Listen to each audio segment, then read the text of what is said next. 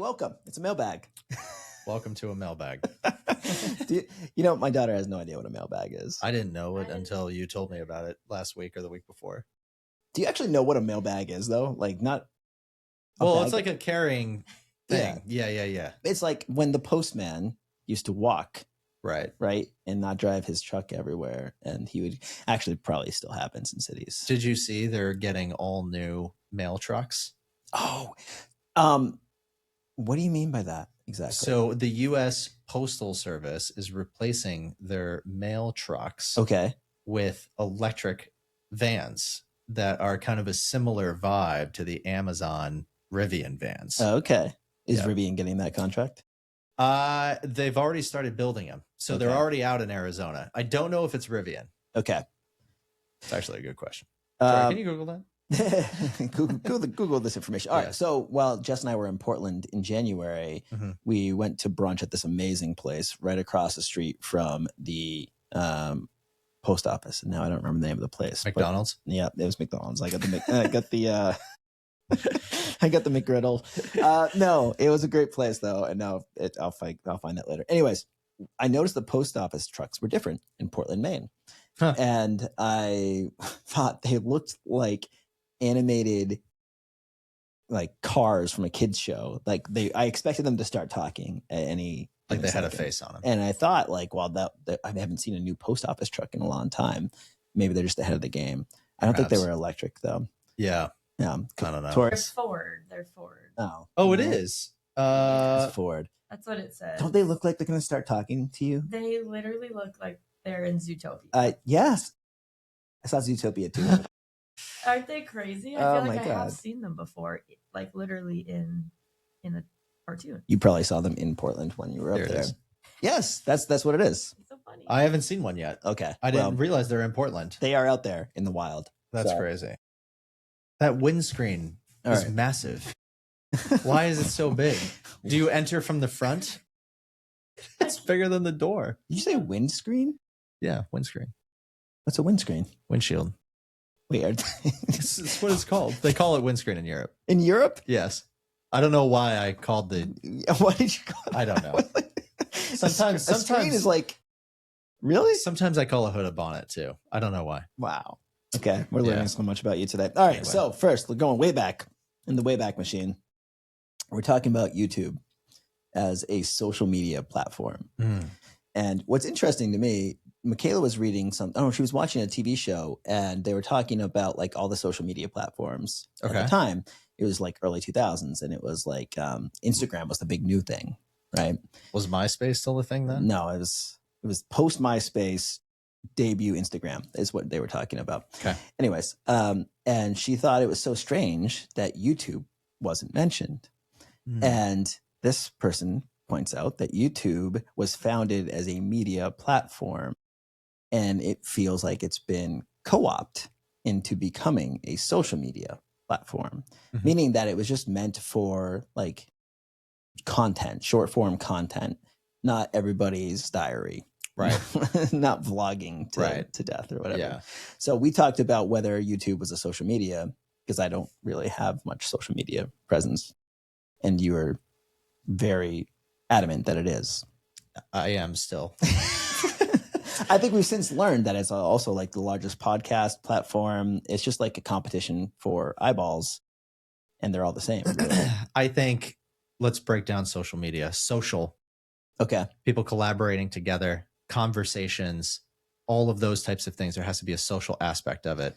Yeah. Comment sections are crazy on YouTube videos. And I love reading through the comments section on YouTube videos. Okay. And there are thousands of comments on many, many videos and collaborations, people going back and forth in arguments and sub chats and things like that. Social aspect. Media, obvious. There's media. Social media. So if you didn't have the comment section, I wouldn't consider it social media. Wow. So that's the differentiator. Unless people are having conversations amongst video posts. This makes sense to me. I think I can understand. So Yeah. Okay. There has to be a social aspect. There has to be like the back and forth, the Discord, if you will. Yeah, exactly. Which was something else that was referenced, which is funny. I don't know anything about Discord. No, it was. Oh god, it was another one too. That. All right. Okay. So that's the social media thing. Next comment. Okay. Obamacare. So we're getting political, Colin. Do we have to talk about this? We have to. Okay. Because I suggested that we have a history in this country of politicizing initiatives that might otherwise be widely accepted. And I said, first we had Obamacare and now we have Trump accounts. Mm-hmm. However, there is a difference between the two. Okay. The difference is that one is formally, officially a Trump account, and the other one was not actually called Obamacare. Yeah, there was a bill that was passed that there was like a title for it. The Affordable Care Act. Yeah. So it was coined. It was coined. Yes, right. That versus it wasn't named that. Yep. And so that's the issue is that it wasn't. There's nothing else that you can call right a Trump account. It's just a That's Trump the account. name of it. Yes, but it's a correction. Again, like I said, a lot of corrections come my way, and they're usually about me. Actually. Oh, that's good. Luckily, my wife doesn't necessarily watch our podcast, so I have fewer corrections. Or listen. Tomatoes. The last comment I had, and I'm going to end on a positive note. While I was down over the weekend, I was watching my goddaughter's play. Mm-hmm. And when we were walking into the building, we saw her through the window. And, of course, we are dorks. So we were like, waving at her and stuff. Trying to embarrass her. She saw us and laughed, and everybody in the group that she was with turned and looked out the window, and that obviously worked. We embarrassed her successfully. Perfect. But what they were doing was a compliment circle. Do you know what a compliment circle is? This sounds like the exact opposite of what my friend group does. So I'm curious to hear what this is. Continue. That does sound like the opposite of what your friend group would do. Yeah. So a compliment circle is when a group of people, a little community or a scene, will sit around and they'll share compliments about each other. So one might say, Tori, you are doing a really good job producing this podcast. Mm-hmm. And then Tori would say, well, I thank you. And then she would say to you, Colin, something that's complimentary about you. Mm-hmm. And then me is the only one who hasn't received a compliment at that point. I would receive. You would have to give me one. Okay. Right? Sounds good. So it usually is a larger group of people than the 3 people in this room. But the idea is that everybody gets a compliment and you don't know who it's going to come from and what it's going to be. Right? Oh, so it could be random. It could. Well, yeah. Well, what happens if there's like a group of 6 people and then there's one person that didn't receive a compliment and then it's down to the last person and then they have to give that person a compliment, but they don't like them? Well, you have to find something. Oh, okay. You have to compliment them. It cannot be a backhanded compliment. Okay, so you have. That was my next question. So you have to compliment if you're the last person, the person that hasn't been complimented. I would encourage you to bring the compliment circle to your friends group to see if they are even capable. Couldn't we have? I feel like compliment circles should really be utilized more. I feel like we need more compliments in this world and less just like joking critiques, because I am really bad about kind of just snidely remarking on things, and I could be maybe better about giving compliments. I mean, what my friends and I do is we all sit around a circle and then we single out one person and then just gang up on them and make fun of them for a few minutes. Maybe you should compliment them for a few minutes. No, because then they would know that something bad's coming. They would also not trust any of your compliments. No, I don't believe you for a second. Yeah, so that's I didn't know compliment circles were a thing. We'll have to consider a time to pull that out. There's a birthday party this weekend for my friends. We're going downtown and it will be a good time.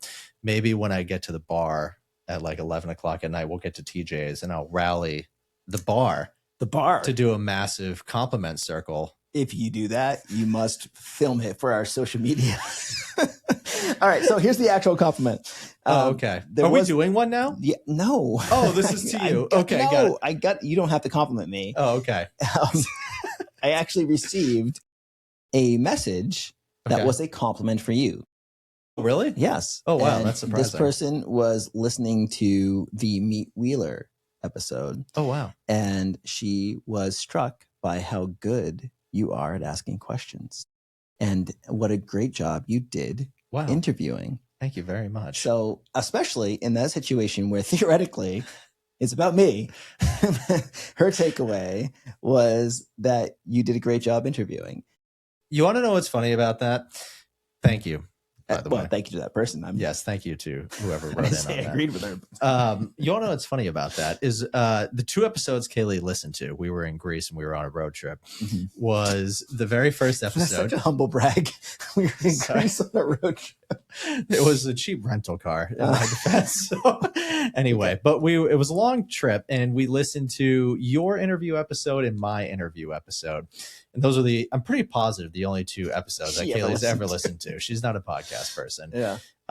And she said, you're way worse at interviewing than Wheeler is. So, that was her only takeaway from the 2 episodes. Wow. So thank you for that person for writing in and boosting my self-esteem. You should share this with Kaylee.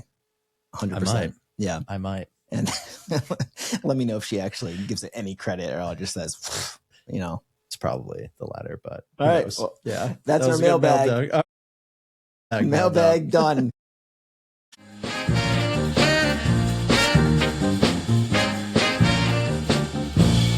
Compound Growth with Wheeler and Colin. Sponsored by Ko-Fi Advisors. Reach out today. Yay!